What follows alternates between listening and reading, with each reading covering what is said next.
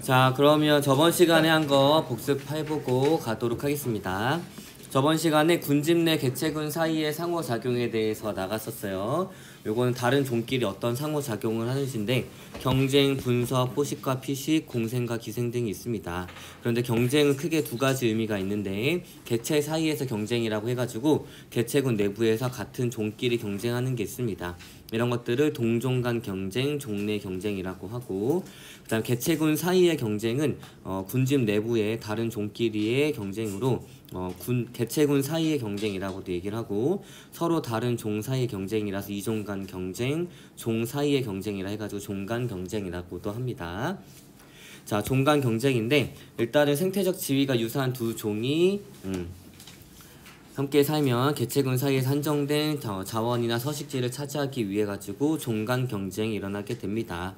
여러분들 그래프를 봤을 때 단독 배양했을 때 이 정도의 환경 수용력을 가졌는데 두 경우가 있어요. 이 경우에는 한 종이 완전히 사라졌죠. 그러니까 경쟁하다가 어떻게 된 거야? 그치, 베타가 된 거예요. 그래서 얘네들은 경쟁 베타의 원리가 적용이 됐다라고 표현해주고, 이 아래쪽 그래프는 단독 배양시보다 환경 수용력이 감소했습니다. 그렇지만 한 종이 사라지진 않았기 때문에 그냥 경쟁만 일어났다라고 표현해줍니다. 알겠나요? 자, 그럼 분서는 무엇이냐면 생태적 지위, 먹이 지위와 그 다음에 서식지 지위가 동일할 때 생태적 지위가 비슷하다고 얘기해주는데, 경쟁을 피하기 위해서 먹이를 분리하거나 서식지를 분리하거나 혹은 둘 다 분리를 하게 됩니다. 이런 것들을 분서라고 해요. 자, 분서의 예시, 소일새가 있었고, 소일새는 같은 나무에서 살지만 서식지를 다르게 합니다. 그 다음 피라미와 은어는 피라미는 은어가 없을 때는 하천 중앙에서 녹조류를 먹고 사는데, 녹조류를 먹고 사는 은어가 나타나게 되면 본인들은 가장자리로 물러나고 그 다음에 녹조를 대신 수소곤충을 먹습니다. 그래서 이 경우에는 이제 먹이와 서식지를 둘 다 분리를 한 거고, 그 다음에 피라미와 갈견이는 서로 먹이가 겹칠 때 피라미가 먹이를 분리합니다. 그래가지고 이 경우에는 먹이 분리에 해당합니다. 자, 그 다음 조간대 지역에서 서식하는 따개비 예시가 있는데 밀물과 썰물 때문에 시간에 따라서 수면의 높이가 달라지게 됩니다. 자, 두 종이 함께 살 때 요 문장들을 잘 보면 돼요. A종과 B종의 생태적 지위가 겹치는 곳으로 종 간 경쟁에서 이긴 따개비 B종만 서식을 합니다. 종 간 경쟁에서 이긴 한 종만 서식해요. 다른 종이 사라졌죠. 그래서 이런 것들은 경쟁 베타의 원리를 나타낸 거고, 그 다음에 나에서는 A종을 제거했을 때 B종이 평균 수위 위로 올라가지 못하는 경우는 환경 때문인 거고, 그 다음 B종을 제거했을 때 A종이 아래쪽까지 내려오는 이유는 B종 때문에 여태까지 못 내려왔다는 뜻입니다. 알겠나요? 자, 그 다음에 공생은 편리공생과 상리공생 두 가지로 나누어지게 되고, 한쪽은 피해도 이득도 없고 한쪽만 이득을 보는 걸 뭐라 그래요? 편리공생이라고 합니다. 이렇게 네 가지 예시가 있었고, 그 다음 양쪽 다 이득을 얻는 경우를 무슨 공생? 상리공생이라고 합니다. 그래서 이렇게 하나, 둘, 셋, 네 가지 경우가 있었고, 마찬가지로 시간에 따른 개체수 그래프를 통해서 여러분들이 파악해 줄 수 있으면 되는데, 단독 배양 시 A종과 B종의 환경 수용력은 이 정도였고, 그런데 같이 배양했을 때 B종은 환경 수용력이 변하지 않았지만 A종은 증가했습니다. 그럼 누가 이득을 본 거예요? A종. B종은 이득도 없고 해도 없죠. 그럼 얘는 어떤 거? 상리공생입니다. 편리공생입니다. 미안해요. 편리공생. 그 다음에 단독 배양했을 때보다 혼합 배양했을 때 두 종이 모두 다 환경 수용력이 증가했어요. 둘 다 이득을 봤죠. 무슨 공생? 상리공생입니다. 자, 그다음 기생이 있어요. 기생. 한쪽은 이득을 얻고 한쪽은 피해를 봤는데 이익을 얻는 쪽을 기생하는 생물이라고 하고, 그 다음 피해를 받는 쪽을 숙주라고 합니다.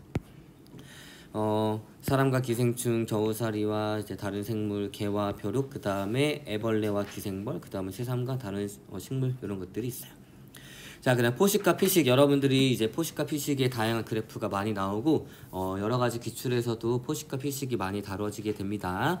자, 포식과 피식의 관계는 시간에 따른 개체수를 보게 되면 이렇게 주기적으로 변동하는 그래프를 나타내는 거 볼 수가 있고, 두 가지 그래프 중에 뭐가 피식자고 뭐가 포식자인지 찾을 수 있어야 하는데, 빨리 찾을 때는 먼저 피크 치는 걸 피식자라고 생각을 해주면 되고, 이렇게 생각해 주는 게 원래는 맞죠. 먹는 애들이 증가했을 때 먹이가 증가하진 않겠죠? 맞죠? 그래서 먹이가 증가했을 때 먹는 애들이 증가한다. 그래서 먼저 상승하는 게 피식자고 그 다음에 상승하는 게 포식자다라고 생각을 해주면 됩니다. 그래서 이 과정을 크게 네 가지 영역으로 나눌 수 있습니다. 그래서 이거를 밑에 그래프로 나타내게 되면 피식자가 증가해서 포식자가 증가하는 거 한 가지 영역, 그 다음에 포식자가 증가해서 피식자가 감소하는 거, 그 다음에 피식자 감소, 포식자 감소인 거, 그 다음에 포식자가 감소해서 피식자가 증가하는 거, 이렇게 네 가지 영역으로 나눌 수 있고, 이것을 이 그래프로 나타냈을 때 여러분들이 X축과 Y축에 있는 이 개체들이 포식자인지 피식자인지 확인할 수 있어야 합니다. 알겠나요? 자, 그래서 여기가 이렇게 지워져 있을 거고, 그랬을 때 그래프가 시간에 따라서 얘네들의 개체 수를 이렇게 나타낸 겁니다. 그래서 화살표의 방향은 시간 방향이라고 생각을 해주면 됩니다. 자, 그랬을 때 여러분들이 먼저 편하게 해석하기 위해서는 먼저 둘 다 상승하는 걸 찾으면 됩니다. 얘는 Y축도 증가하고 X축도 증가하죠? 요거부터 시작을 해서 그 다음 단계로 넘어가는 거예요. 요 다음 단계로 넘어갔을 때 X축에 있는 생물은 증가합니다. 그런데 Y축에 있는 생물은 감소하겠지? 먹이가 증가했을 때 먹는 애들이 감소할까요? 아니죠. 그러니까 얘는 먹는 애들이 증가했을 때 먹이가 감소하는 겁니다. 그래서 얘가 먹는 애들이었으니까 포식자, 여기가 먹이였으니까 피식자다, 이렇게 생각을 해줄 수 있으면 되고, 요 반대 방향으로 화살표가 됐을 때도 여러분들이 어디가 포식자고 어디가 피식자인지 구분할 수 있어야 합니다. 알겠나요? 이게 완전히 원형으로 나오는 그래프들도 있고 아니면 시간에 따라서 이렇게 딱딱딱 끊어지는 그래프도 있는데, 그냥 여기에서 둘 다 증가하는지 감소하는지 이런 것들을 파악해 줄 수 있으면 돼요. 알겠나요? 자, 그러면 군진랩을 상호작용 전체적으로 정리를 했을 때 이런 표로 나타냈을 때 A종과 B종 서로 다른 두 개의 종이 어떻게 이득을 얻느냐 손해를 얻느냐에 따라서 나누어 줄 수 있습니다.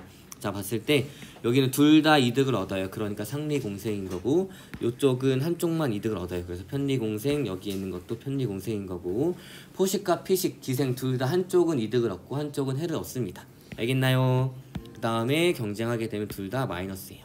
그래서 여러분들이 이 그래프를 봤을 때도 구분할 수 있으면 되는데, 앞에서 배운 거 이제 전체적으로 정리하는 거예요. 단독 배양했을 때 이 정도인데 종강 경쟁했을 때는 한종이 완전히 사라졌습니다. 그러니까 경쟁을 하지만 또 경쟁 베타의 원리가 적용이 된 거예요. 그 다음에 분선은 뭐 때에 따라서 다르니까 넘어가고, 그 다음에 편리공생 한쪽은 그대로인데 한쪽만 이득을 받습니다. 그 다음에 상리공생은 둘 다 이득을 받고, 이제 포식과 피식은 서로 주기적으로 변동을 하게 됩니다. 자, 그래서 전체적으로 생물 사이의 상호작용을 크게 두 가지로 나누게 되면 개체 사이의 상호작용과 군집 내부의 상호작용으로 나눌 수 있어요. 개체 사이의 상호작용은 같은 개체군 내에서 같은 종끼리의 상호작용을 의미를 합니다. 그래서 텃세, 순위제, 리더제, 가족생활, 사회생활 등이 있고, 군집 내부의 상호작용은 개체군 사이의 상호작용을 의미를 합니다. 그래서 경쟁, 분서, 공생과 기생, 그 다음 포식과 피식이 있어요. 알겠나요? 자, 그러면 이제 진도를 나가보도록 하겠습니다. 에너지의 흐름과 이제 물질의 순환이라는 단어입니다. 단원이에요. 일단 흐른다는 것과 순환한다는 것은 어떤 차이점이 있을까? 그치, 일정한 방향으로 들어왔다가 빠져나가는 거고, 순환한다는 거는 계속 도는 거죠. 아주 정확했어요. 어떤 생태계가 있을 때 에너지는 흐른다고 얘기를 해주는데, 에너지는 흐른다는 뜻은 어떤 거냐면, 이렇게 에너지가 외부에서 들어와서 생태계를 거쳐서 다시 생태계 밖으로 빠져나간다는 얘기고, 물질을 순환한다는 것은 생태계 안에서 계속 환경과 생물 사이를 순환한다는 얘기입니다. 알겠나요? 자, 그러면 에너지가 흐른다는 것은 어떤 것인지 한번 볼게요. 자, 생태계에서 에너지는 순환하지 않고 한쪽 방향으로 흐르다가 생태계 밖으로 빠져나갑니다. 그래서 에너지는 순환하지 않고 생태계에 빠져나가니까 생태계가 유지가 되려면 끊임없이 에너지가 공급이 되어야 합니다. 알겠나요? 결국 다 우리가 에너지가 있어야지 살죠? 근데 이 에너지는 계속 빠져나가니까 누군가는 계속 공급을 해줘야 돼. 공급해주는 근원 에너지는 누굴까? 생산자는 또 어디에서 에너지를 얻어요? 태양이지. 알겠나요? 태양 에너지를 이용해서 우리가 결국엔 다 살아가게 되는 겁니다. 그래서 우리 생태계를 구성할 때 에너지의 근원은 바로 태양 에너지예요. 알겠나요? 자, 그러면 태양이 있어야지만 우리가 살아갈 텐데, 태양도 수명이 있어요, 없어요? 몇 년 남았대? 50억 년 정도 후면 우리 생태계는 이제 사라질 거예요. 그리고 50억 년 뒤면은 그게 주결성으로 넘어가는 게 50억 년 후라는 얘기야? 초신성은 태양보다 질량이 어마어마하게 큰 애들이 폭발하고 아닌가? 지금은 주결성이고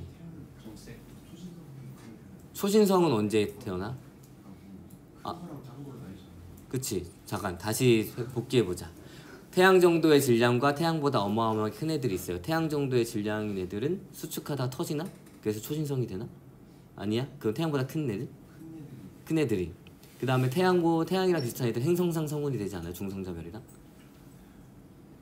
태양보다 질량이 큰 애들은 블랙홀, 그 다음에 터지면 초신성?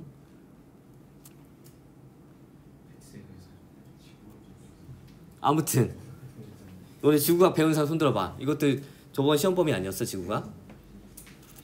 맞지? 저번 시험범위였잖아. 아니야? 아무튼 다시 오고 선생님이 알기로는 태양은 이제 적색거성이 되면 이 화성과 지구 사이 정도까지 커지나? 뭐 아마 그 정도 되는 것 같아요. 그래가지고 결국엔 우리가 멸망하게 되어 있습니다. 근데 안타까운 사실은 우리가 100년 정도 살 텐데 100년 안에는 멸망하지 않아요. 그러니까 여러분들 열심히 살아야 됩니다. 알겠죠? 여러분들 열심히 살아야지 세금 많이 내고 선생님 연금 받는다 그랬지? 선생님은 여러분들이 항상 성공하길 바랍니다. 자, 다시 돌아와가지고 자, 우리 생태계에서의 근원 에너지는 바로 태양 에너지인데 태양 에너지는 우리 같은 인간을 직접적으로 이용할 수 있어요? 없어요? 없지. 그래서 누가 필요한 거야? 생산자가 필요합니다. 생산자에서 어떤 과정을 통해 가지고 태양 에너지가 생태계로 들어올까요? 광합성이 뭐예요?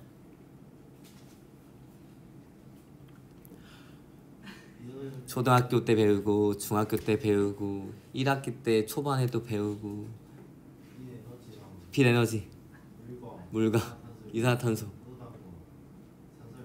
그렇죠. 드디어 원하는 대답이 나왔습니다. 자, 물과 이산화탄소를 재료로 어떤 에너지를 이용해서 태양 에너지를 이용해 가지고 뭐를 만드는 거? 포도당과 같은 유기물을 만드는 거고 그때 생기는 노폐물이 산소인 거예요. 우리 동물인 산소를 다시 이용하는 거고 그리고 이 동물의 노폐물인 이산화탄소를 다시 식물이 이용하는 거고 알겠나요? 좋아요. 다시 정리하면 이 생산자의 광합성을 통해 가지고 이 태양 에너지가 포도당과 같은 유기물 속에 들어옵니다. 유기물 속에 들어온다는 얘기는 무엇이냐면 CO2 간단하잖아. 근데 포도당은 탄소가 몇 개예요? 6개입니다. 그래서 탄소랑 탄소 사이에 이런 화학 결합 속으로 이 태양 에너지가 들어간다라고 생각을 해주면 됩니다. 결국엔 빛 에너지를 포도당과 같은 유기물 속에 있는 화학 에너지로 전환을 시켜주는 게 바로 생산자예요. 알겠나요? 자, 그럼 생산자가 저장한 에너지는 뭐를 통해서 우리한테 오지? 포도당과 같은 유기물을 통해서 우리한테 옵니다. 알겠나요? 알겠니? 그래서 각 단계로 에너지가 이동한다는 얘기는 유기물의 형태로 이동한다는 얘기예요. 됐어요? 자, 그럼 여기 생산자부터 볼게요. 자, 생산자 대표적으로 녹색 식물이 있는데 이 녹색 식물이 광합성을 통해 가지고 본인이 유기물을 합성을 합니다. 그럼 합성한 유기물을 죄다 인간한테 주겠어? 아니지. 합성하는 이유는 자기 자신이 살아가기 위해서죠. 자신이 합성한 유기물의 일부를 자기가 살아가는 데 씁니다. 그게 바로 호흡을 통해서 쓰게 되는 거예요. 그래서 호흡을 통해 가지고 쓰게 되는데 우리 호흡 과정에서 보게 되면 한 60% 정도 열 에너지로 방출이 된다 그랬지. 결국에는 호흡을 통해서 열 에너지로 방출이 됩니다. 근데 안타까운 거는 이렇게 호흡을 통해서 방출된 열 에너지는 에너지 밀도가 낮기 때문에 우리 생명체들이 쓸 수 없어 가지고 그냥 생태계 밖으로 빠져나간다라고 표현해 주는 거예요. 알겠나요? 자, 일부는 자기 자신이 쓰고 일부는 먹히지 않고 그대로 자기 수명을 다하거나 낙엽을 떨어뜨려 가지고 죽거나 해가지고 사체나 배설물이 됩니다. 됐나요? 그 다음에 요거랑 요거 뺀 나머지가 이제 1차 소비자로 전달이 되는 거예요. 1차 소비자로 마찬가지로 먹은 것 중에 자기 자신이 쓰는 거, 그 다음에 먹히지 않고 그냥 죽는 거 혹은 배설물로 방출되는 거를 제외한 나머지가 또 2차 소비자한테 갑니다. 이런 과정을 통해 가지고 영양 단계를 따라서 에너지가 유기물의 형태로 이동을 하는 거예요. 그 다음에 사체나 배설물로 온 애들은 분해자를 통해 가지고 또 분해자가 자기가 살아가기 위해서 여기에 있는 유기물들을 또 분해하기 때문에 결국에는 호흡을 통해서 열 에너지로 방출이 됩니다. 알겠나요? 자, 그래서 에너지는 태양 에너지가 들어와서 생산자에 의해서 우리 생태계로 들어오긴 하지만 우리가 이용할 수 없는 열 에너지로 방출이 되기 때문에 에너지는 들어왔다가 나간다라고 얘기를 해주고 이것을 에너지가 흐른다라고 얘기를 해주는 겁니다. 알겠나요? 자, 그러면 이제 에너지 한번 볼게요. 생산자가 이제 획득한 모든 에너지가 전부 다 1차 소비자한테 가겠어? 아니지. 그리고 1차 소비자가 획득한 에너지가 전부 다 2차 소비자한테 가겠어? 아니지. 그러면 이 영양 단계가 올라갈수록 얘네들이 가질 수 있는 에너지의 양은 커져야 작아져요? 작아집니다. 이게 또 하나의 특징이에요. 자, 그러면 글로 한번 정리해 보도록 하겠습니다. 자, 생태계를 유지하는 에너지의 근원은 태양의 빛 에너지입니다. 태양의 빛 에너지는 광합성을 통해 가지고 유기물의 형태로 화학 에너지로 전환이 됩니다. 그 다음에 유기물에 있는 화학 에너지는 먹이 관계에서 영양 단계를 따라 유기물의 형태로 상위 영양 단계로 이동을 하고 각 단계에서 호흡을 통해 가지고 생명활동이 이용이 되고 이 과정에서 화학 에너지는 열 에너지로 전환되어 방출이 됩니다. 자, 호흡을 통해 가지고 화학 에너지가 열 에너지 형태로 전환되어 방출된다는 얘기예요. 자, 그 다음에 각 영양 단계에서는 사용되고 남은 것이 상위 영양 단계로 이동하기 때문에 상위 영양 단계로 갈수록 에너지 양이 감소하게 됩니다. 됐나요? 자, 그 다음에 자, 사체. 사체는 모두 포함이 되냐 동물 사체뿐만 아니라 식물이 고사된 양, 그냥 식물이 죽은 거, 그다음 식물이 떨어뜨리는 낙엽양도 포함이 됩니다. 그냥 사체 배설물에 포함된 에너지도 분해자의 호흡에 이용되고 열 에너지의 형태로 전환돼서 방출이 됩니다. 자, 그래서 생태계에서 에너지는 순환하지 않고 한쪽으로만 흐르게 되고 생태계가 유지가 되기 위해서는 빛 에너지가 그래서 지속적으로 공급이 되어야 합니다. 알겠나요? 자, 그러면 에너지 전환 과정을 한번 볼게요. 빛 에너지가 광합성을 통해서 화학 에너지로 전환이 되고 이 화학 에너지는 생명체들의 호흡을 통해 가지고 열 에너지로 방출이 됩니다. 알겠나요? 식물도 호흡해 안 해? 합니다. 알겠나요? 자, 그러면 요거 전체적으로 볼게요. 물질의 순환과 에너지의 흐름. 자, 붉은색은 에너지의 이동인 거고 파란색은 물질의 이동입니다. 그래서 에너지들은 방금 설명한 대로 태양 에너지가 이렇게 들어오는데 지구에서 들어온 전체적인 태양 에너지를 전부 다 생산자가 쓰는 게 아니라 대부분은 반사가 돼서 다시 지구 밖으로 나가고 일부만 또 생산자가 쓸 수 있어요. 아무튼 방금 설명한 내용대로 이런 식으로 열로 빠져나가고 사체나 배설물은 이제 분해자를 통해 가지고 다시 열로 빠져나갑니다. 그래서 에너지는 들어왔다가 이제 빠져나가게 되는 거고 물질 같은 경우에는 환경과 생물을 순환하게 됩니다.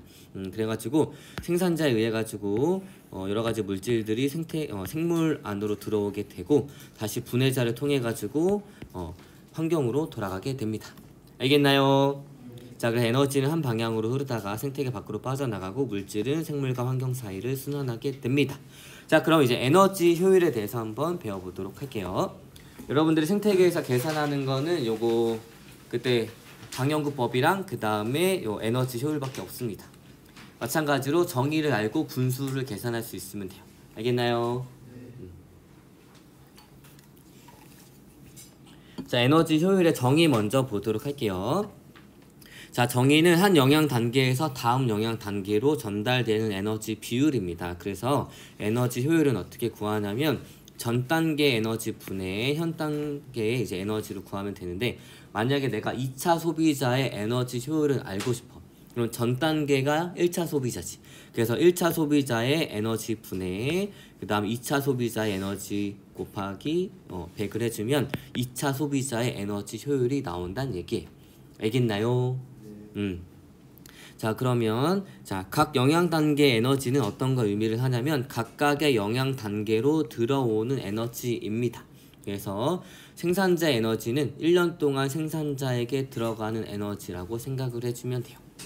자, 일반적으로 영양 단계가 높아질수록 에너지 효율은 증가하고 영양 단계가 높아질수록 에너지는 감소합니다. 왜냐하면 각각의 영양 단계에서 호흡으로 생명활동에 사용이 되거나 사체나 배설물로 방출되고 남은 에너지 중 일부만 상위 영양 단계로 전달이 되기 때문에 영양 단계가 높아질수록 에너지는 감소하지만 영양 단계가 높아질수록 에너지 효율은 증가합니다. 그러니까 쉽게 생각하면 들어오는 게 적으니까 얘를 굉장히 효율적으로 쓴다는 얘기지. 영양 단계가 높아질수록 실제로 들어오는 에너지의 양은 작아지니까 이 적은 양을 좀 더 효율적으로 쓴다고 생각을 해주면 돼요. 알겠나요? 자, 그럼 여러분들한테 두 가지 그림을 설명을 할 건데 같은 건 의미를 하지만 숫자 위치가 조금 달라가지고 두 가지를 동시에 설명하는 거예요.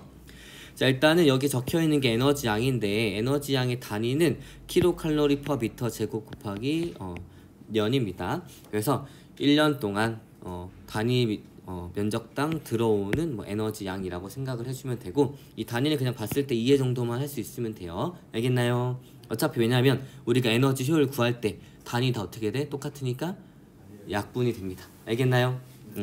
자, 그럼 볼게요. 태양이 10만 정도의 에너지를 지구한테 줍니다. 그 중에 8만이 반사가 되고 2만만 광합성을 통해서 생산자한테 들어와요. 자, 1년 동안 들어가는 에너지가 그 영양 단계 에너지라고 했으니까 생산자의 에너지는 2만이 되는 겁니다. 됐나요? 그 다음에 생산자가 호흡을 통해서 뭐 13,000, 그 다음에 고사되고 낙엽으로 4,000이 이제 나가게 되고 나머지 3,000만 이제 1차 소비자로 전달이 됩니다. 알겠나요? 자, 그래서 얘네들을 다 합하면 2만이 되는 거예요. 됐나요? 그 다음에 1차 소비자의 에너지량은 들어오는 양이라고 했으니까 3,000이 됩니다. 됐어요? 자, 그리고 3,000이 들어와서 2,000은 호흡으로, 500은 사체나 배설물로 빠져나가고 500만 2차 소비자한테 갑니다.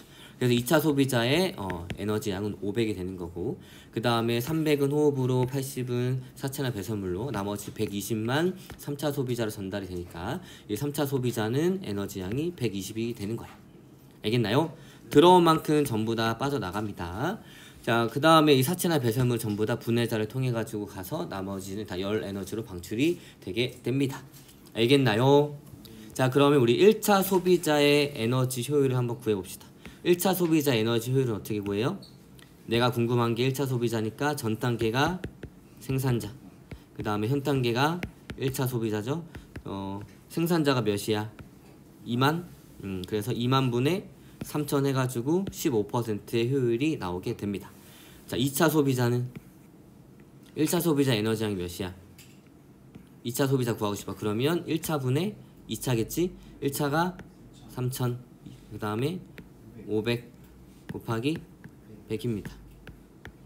그럼 몇이야? 16.666 이렇게 나오겠죠? 그래서 영양 단계가 높아질수록 에너지 효율이 증가한다는 얘기입니다. 알겠나요?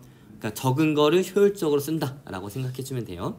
자, 그런데 어떤 그림이 있냐면 같은 걸 의미를 하는데 요 그림의 차이점은 각 영양 단계 에너지를 실제로 그 밑에 써준 거예요. 알겠나요? 그래서 생산자 에너지가 요거, 1차 소비자는 요거 라고 생각을 해주면 됩니다. 같은 거 의미하지만 그냥 숫자만 여기 생산자 밑에 써주는 거고, 요 그림은 그냥 이렇게 화살표로 들어온다 라고 표현을 해준 거예요. 알겠나요?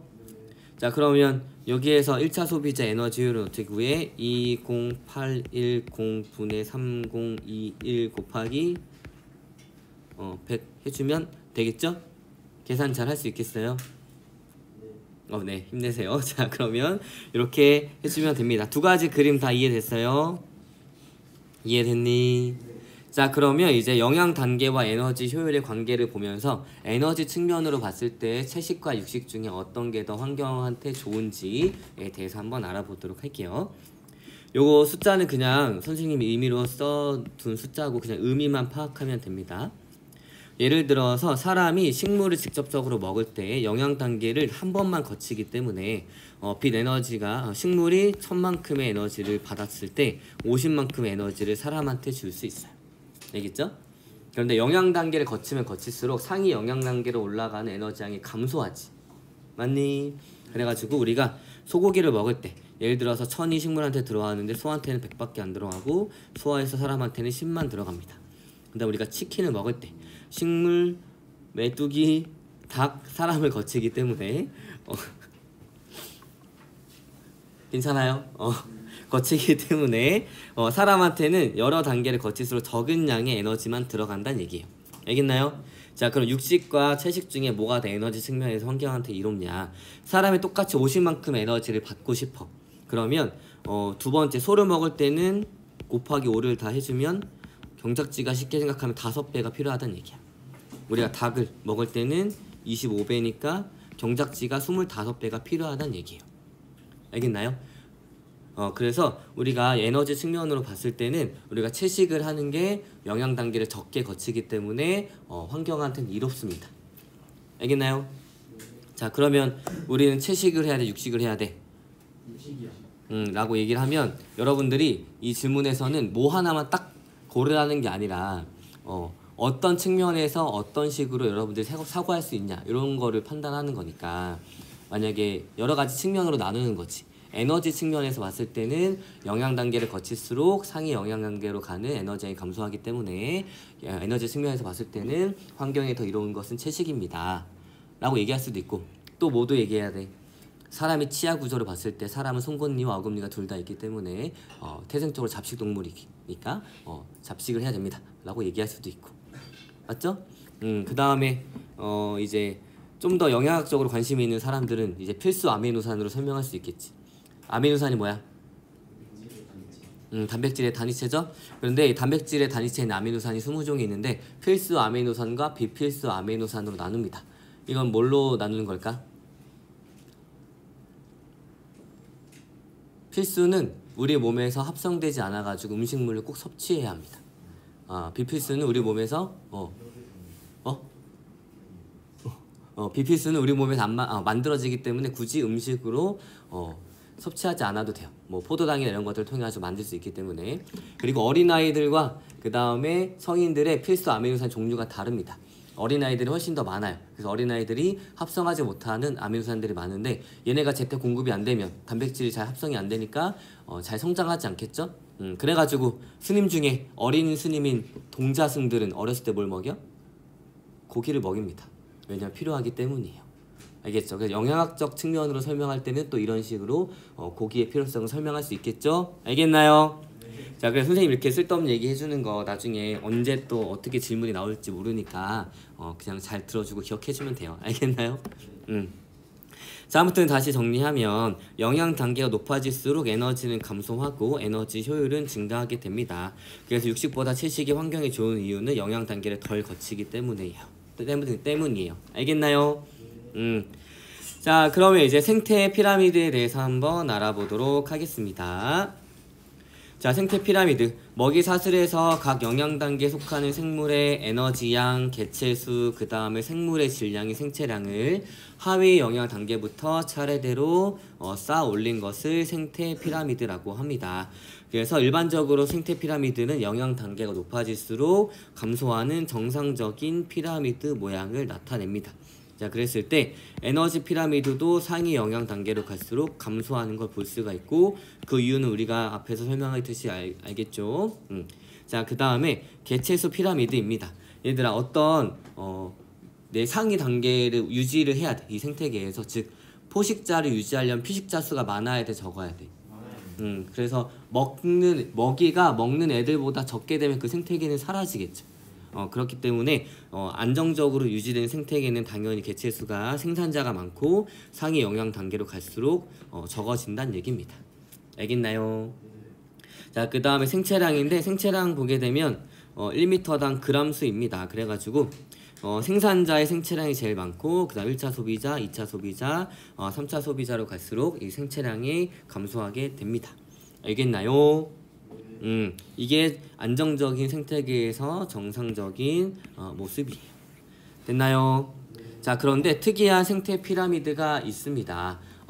안정적인 생태계임에도 불구하고 이렇게 정상적인 피라미드 모양이 아닌 게 있어요. 자, 첫 번째는 해양 군집입니다. 에너지 양은 우리가 흔히 알고 있는 정상 피라미드 모양인 거고, 그 다음에 개체수도 정상 피라미드 모양인 거예요. 그런데 생물의 질량이 좀 다릅니다. 생물의 질량이 생산자가 1차 소비자보다 적어요. 그런데도 불구하고 안정적인 생태계가 유지가 됩니다. 자, 그 이유는 무엇이냐면 해양 생태계에서 여기 생산자에 속하는 애들은 이제 광합성을 하는 조류들이에요. 얘네들은 질량은 굉장히 적은데도 불구하고 그 위의 단계를 유지할 수 있는 이유는 무엇이냐면 굉장히 빠르게 먹혀. 그래서 어떤 그 순간에 딱 보게 되면 이 생물량 굉장히 적어요. 그렇지만 애들이 굉장히 빠르게 번식하고 생식해서 증식하기 때문에 빠르게 먹히면서 빠르게 증식해가지고 위에 있는 1차 소비자를 유지할 수 있는 거예요. 알겠나요? 자, 그래서 보게 되면 해양 군집의 생산자는 단세포 조리이고 적은 양의 생물량을 가지지만 더 큰 생물량을 가지는 1차 소비자를 부양할 수 있습니다. 그 이유는 빠르게 성장하고 번식하고 빠르게 먹히기 때문에 어떤 그 순간의 현존 생물량은 적지만 실제로 여기에는 생산자가 생산하는 이제 실제 생산량 굉장히 높기 때문에 1차 소비자를 유지할 수가 있어요. 알겠나요? 자, 그 다음에 큰 나무가 많은 산림 볼게요. 큰 나무가 많은 산림이에요. 에너지량을 보게 되면 정상 피라미드 모양입니다. 그런데 개체수를 보게 되면 나무가 굉장히 적고 그 다음에 1차 소비자가 더 많아요. 그런데도 불구하고 얘네들이 안정적으로 유지가 됩니다. 그래서 생물량은 정상 피라미드 모양이에요. 자, 이해 볼게요. 개체수인데 여기 단위 면적당 마리수예요. 나무가 커지면 단위 면적당 들어갈 수 있는 나무가 많아서 적어져?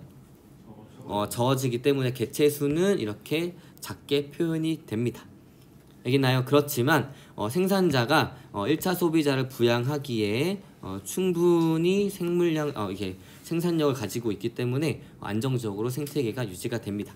그래서 큰 나무가 많은 산림은 생산자의 개체수는 적지만 생산량은 1차 소비자를 부양하기에 충분합니다.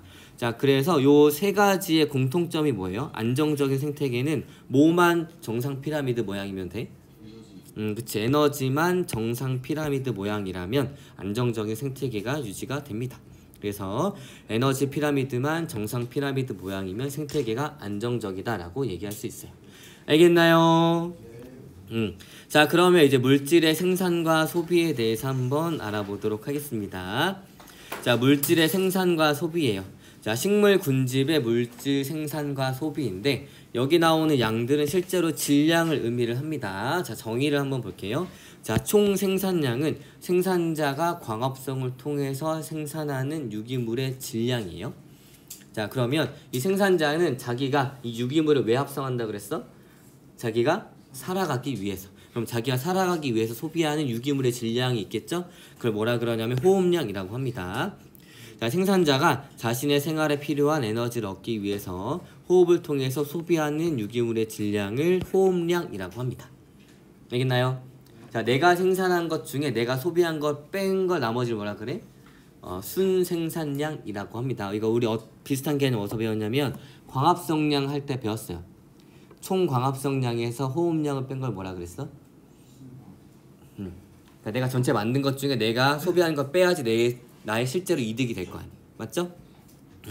자, 그래서 이런 것들을 순생산량이라고 합니다. 자, 총 생산량에서 생산자의 호흡량을 제외한 양으로 총 생산량에서 호흡량을 빼면 순생산량이 됩니다. 그래서 이게 어떤 거냐면 식물체에 저장하는 유기물의 양으로 소비자 또는 분해자가 이용할 수 있는 양이 바로 순생산량이에요. 이건 볼게요. 자, 식물이 자신이 광합성을 통해 가지고 전체 합성한 유기물의 양을 총 생산량이라고 하고 그 중에서 자기가 살아가는 데 쓴 양을 호흡량이라고 합니다. 그걸 뺀 나머지를 순생산량이라고 하고 순생산량은 식물체 내에 저장이 되기 때문에 먹히면서 이제 다음 단계로 갈 수도 있고 혹은 먹히지 않고 그냥 죽거나 낙엽으로 떨어질 수가 있습니다. 혹은 본인이 생장하는 데 쓸 수가 있어요. 알겠나요? 자, 정의 한번 볼게요. 자, 피식량. 피식대는 생산자의 유기물의 양인 거고 고사 낙엽량은 고사하거나 낙엽으로 소실되는 생산자의 유기물 양으로 고사 낙엽량은 분해자로 이동을 합니다. 그 다음 생장량은 무엇이냐면 순생산량에서 피식량 빼고 고사 낙엽량을 뺀 나머지 양으로 생산자에 남아있는 유기물의 양입니다. 알겠나요? 자, 그래서 이 그림을 통해 가지고 여러분들이 각각이 무엇인지 확인할 수 있으면 되고 얘를 그래프로 나타내면 이렇게 됩니다. 수령 시간에 따라서 생산량을 본 건데 1년 동안 단위 면적당 몇 톤의 유기물을 생산하느냐 이겁니다. 자, 일단 총 생산량을 볼게요. 가장 위에 있는 그래프가 총 생산량입니다. 나무가 초반 여기까지는 총 생산량이 어마어마하게 증가하게 됩니다. 자, 그런데 나무의 나이가 많아지면 많아질수록 총 생산량이 떨어지게 돼요. 얘는 왜 떨어질까? 늙어서. 나무도 노화가 일어납니다. 그래가지고 이 광합성을 하는 세포들의 노화가 일어나고 그 다음에 그런 것 때문에 감소하게 됩니다. 자, 그 다음에 호흡량은 이제 여기가 순생산량이죠. 그래서 총 생산량에서 호흡량을 뺀 나머지를 뭐라 그러냐면 순생산량이라고 합니다. 호흡량은 왜 나중에 여기 넘어가면 커질까? 여기서 호흡량이 적지만 여기는 굉장히 커져요. 왜 커지지? 오, 거의 비슷했습니다. 잎과 가지 중에 광합성을 하는 부위는 잎이고 광합성을 하지 않는 갈색인 가지는 광합성을 하지 않는 갈색을 띠는 가지는 광합성을 하지 않겠지. 뭔 말이야? 맞죠? 자, 식물 전체를 봤을 때 녹색 잎만 광합성을 하고 기둥이랑 가지 등은 광합성을 해야 안 해? 안 하지. 그렇지만 얘도 내 생명체 몸뚱아리니까 유지를 해야겠지. 그러니까 여기에서 쓰는 에너지가 많아지게 되는 거야. 그래가지고 비광합성 부위가 많아지기 때문에 호흡량이 증가하게 됩니다. 알겠나요? 민호 아주 좋았어요. 자, 여기가 그래서 이 총생산량에서 호흡량을 뺀 나머지 부분이 순생산량이고, 순생산량에서 낙엽으로 떨어지는 거, 그 다음에 뿌리, 가지, 뿌리의 줄기, 가지, 뿌리의 고사량, 피식량 빼면 생장량이 됩니다. 여기 호흡량은 잎의 호흡량, 줄기, 가지, 뿌리의 호흡량인데 잎은 광합성을 하니까 좀 논외로 치긴다고 쳐도 나중에 나무가 커지게 되면 이 비광합성 부위인 광합성을 하지 않는 부위인 줄기, 가지, 뿌리가 증가하기 때문에 호흡량도 증가하게 되는 거예요. 알겠나요? 자, 그 다음에 요거 생산량 말고 이제 생물량이라는 것도 나오는데, 그러니까 생산량, 생장량, 생물량이 다른 거예요. 자, 생물량은 무엇이냐면 단위 면적에 존재하는 생산자의 유기물의 질량입니다. 그러니까 현재 질량이라고 생각해 주면 될 것 같아요. 자, 그래서 생물량은 다른 말로 생체량이라고 합니다. 현재 질량이라고 생각을 해주면 되는데, 현재 질량은 어떻게 해주겠어? 여태까지 내가 만든 것 중에 쓴 거 다 빼고 내 몸속에 남아있는 유기물을 다 합해주면 되겠지? 그래가지고 얘네들의 면적을 다 합하면 현재의 생물량이 된다는 얘기예요. 혹시 적분 되었니? 그래가지고 이 생장량 그래프를 적분해준 요 아래의 면적이 생물량인데, 결국엔 내가 사람으로 따지면 어렸을 때 밥을 다 먹지만 여기 중에서 내 호흡으로 방출하고 똥오줌으로 방출하는 거 빼고 나머지 유기물들이 내 몸속에 쌓일 거 아니야. 그치? 현재 쌓여가 현재 질량이 됐겠지? 그래서 어렸을 때부터 지금까지 유기물이 다 쌓여있는 양을 그냥 생물량이라고 한다는 얘기예요. 알겠나요? 자, 그러면 식물 군집에 따른 생산량의 차이 보도록 하겠습니다. 자, 천이가 진행 중인 군집이에요. 생체량은 적지만 순생산량은 많습니다. 왜냐하면 대부분이 초본이고 빠르게 생장하기 때문이에요. 그러니까 생체의 질량은 작지만 실제로 만들어내는 유기물의 즉 순생산량은 많다는 얘기입니다. 됐니? 자, 그냥 극상에 도달한 군집이에요. 예를 들어 원시림이 있고 극상은 이제 음수림을 의미를 하겠죠. 생체량은 많아요. 나무가 굉장히 크단 말이지. 그렇지만 순생산량은 적게 됩니다. 왜냐하면 호흡량이 굉장히 증가하게 되기 때문이에요. 그다음 농경지는 우리가 결국에는 농경지는 목표는 뭐야? 우리가 농작물을 얻는 거지. 우리한테 얻는 거야. 그러니까 순생산량이 압도적으로 많은 곳이 농경지입니다. 왜냐하면 순생산량이 많아야지 나한테 들어오는 양이 많을 거 아니야. 다음 영양 단계로. 자, 그래서 생산자의 유기물의 질량 관계를 한번 볼게요. 두 가지 그래프가 있는데 볼게요. 얘는 지금 총 생산량이랑 순생산량 그래프가 나타나 있습니다. 그래서 총 생산량은 이렇게 증가하다가 이제 너무 오래되게 되면 총 생산량이 이렇게 감소하게 됩니다. 자, 그 다음에 호흡량을 뺀 나머지가 순생산량이라고 했는데, 초반에는 순생산량이 호흡량이 적다가 후반으로 갈수록 호흡량이 증가합니다. 왜냐하면 비광합성 부위가 증가하기 때문이에요. 위에 있는 내용 거의 그대로입니다. 알겠죠? 자, 그래서 요 그래프와 요 그래프 차이가 호흡량이다. 그 다음에 총 생산량에서 호흡량을 빼면 순생산량이다. 요거를 기억해주면 되고, 그 다음 요 그래프는 이제 총 생산량과 이제 호흡량 그래프입니다. 차이점 알겠어요? 왼쪽은 총 생산량이랑 순생산량 그래프인 거고, 그 다음 오른쪽 그래프는 똑같은 걸 표현하는데 총 생산량이랑 호흡량이 나타나 있는 거예요. 알겠나요? 자, 요 총 생산량 그래프가 이렇게 되는 거는 앞에서 이유와 똑같고 호흡량이 점차 증가하는 것도 방금 설명한 내용과 똑같습니다. 그래요. 대신에 총 생산량에서 호흡량을 뺀 게 순 생산량이라고 했지. 그래서 여기 차이가 나타나는 게 순 생산량이다 라는 것을 기억해주면 됩니다. 알겠나요? 시계 보지 마세요. 안 끝났어요. 자, 그러면 우리 저번 시간에 아무것도 안 했잖아. 자, 1차 소비자의 유기물의 질량을 보도록 하겠습니다. 자, 1차 소비자의 유기물의 질량이에요. 자, 섭식량, 배출량, 동화량, 호흡량, 피식량, 자연사량, 생장량이 있습니다. 섭식량은 무엇이냐면 1차 소비자가 단위 면적에서 단위 시간 동안 1차 소비자가 먹는 유기물의 질량입니다. 그래서 1차 소비자의 섭식량은 다른 말로는 생산자의 피식량이에요. 그러니까 생산자가 얼마만큼 먹히느냐, 결국 먹는 애들이 있다는 얘기죠. 그래서 그 양을 섭식량이라고 합니다. 그 다음 배출량, 단위 면적에서 단위 시간 동안 1차 소비자의 섭식량 중 소화되지 않고 외부로 배출되는 유기물의 질량으로 배출량은 이제 분해자로 이동을 합니다. 동화량은 무엇이냐면 내가 먹은 것 중에 이제 똥으로 뺀 거를 제외한 것들을 이제 동화량이라고 합니다. 동화량 중 일부는 에너지 생성을 위한 이제 호흡의 재료나 몸의 구성, 생장에 이용이 됩니다.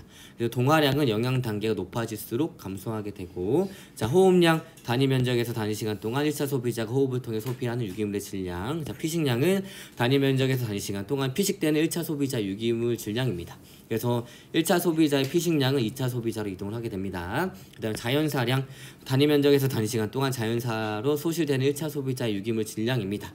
그래서 자연사량은 이제 분해자 이동을 하게 됩니다. 그다음에 생장량은 동화량에서 이제 호흡량에서 피식량에서 자연사량을 빼게 되면 생장량이 나타나게 되고, 요거예요.